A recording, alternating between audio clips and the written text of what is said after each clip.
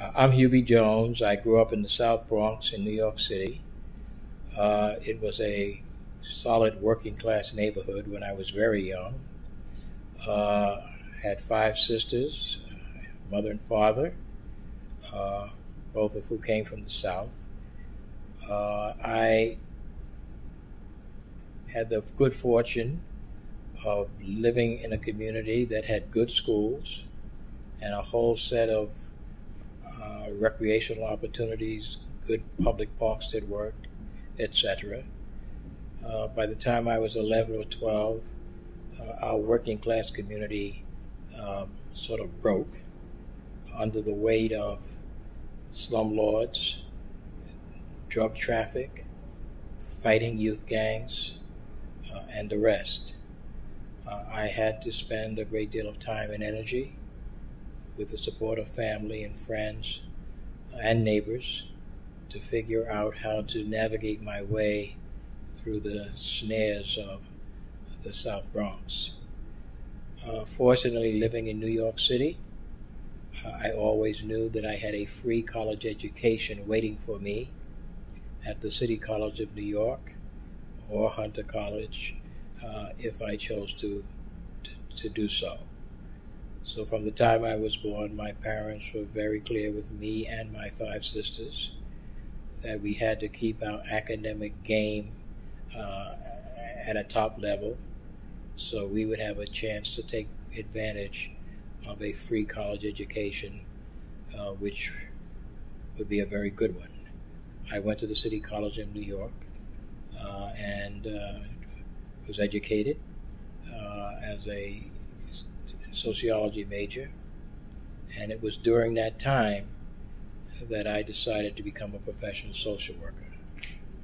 One of the biggest impacts on me while at City College was a course I took with Dr. Kenneth Clark, the famous black psychologist who at that time was heading the social science team that prepared a brief for the NAACP's court in Brown versus the Board of Education. Dr. Clark basically had his team develop a brief that indicated how the segregation of young people by race was damaging to them psychologically. And he got Thurgood Marshall and the NAACP legal team to have this brief as a part of the court case. He shared this brief with us, asked us to think about whether it would do the job. He then told us about what happened after he went to the Supreme Court to argue the case. And suffice it to say that Dr. Clark turned out to be a big model for me. Here I saw a scholar who was very engaged in public policy, in social justice work, and it was quite empowering. And when I ultimately got into academia at MIT and Boston University, where I was leading the School of Social Work for 16 years, that was the model I used. How to use the academy, how to use social science, how to use scholarship as a way to foster social change in this country. It was just very, very huge. I came to Boston to go to graduate school, and I have been here since 1957. Came here in 55 to graduate school, then remained here as a social worker. And it has been a very good thing that I did remain here. I came into a community where it was possible to come together with people who had concerns about things that needed to be done or concerns about injustice of various kinds, and who are willing to hang together and do the work that would make it possible to get major changes. I've been fortunate to be able to have been involved in the formation, rebuilding, and leadership of at least 25 social organizations in the Boston community. Many of them have continued to exist until this day. So it has been a tremendous journey to come to Boston and to be in a community where you could work with other people in powerful ways to get good results. That is pretty much the story.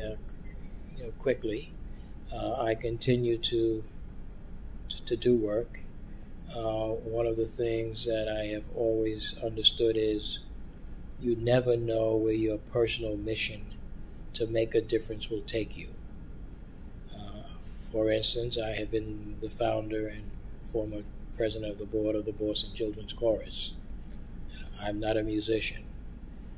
I decided that one of the best ways to bring young people together across the divides of race, ethnicity, and social class was through the arts. In 2001, I saw the Chicago Children's Choir sing at a city year convention in Chicago, and they blew me away. The lights went on. Here I saw a very diverse group of high school students singing at a level of extraordinary excellence and using the power of music for social change, but more importantly, for authentic social integration of young people.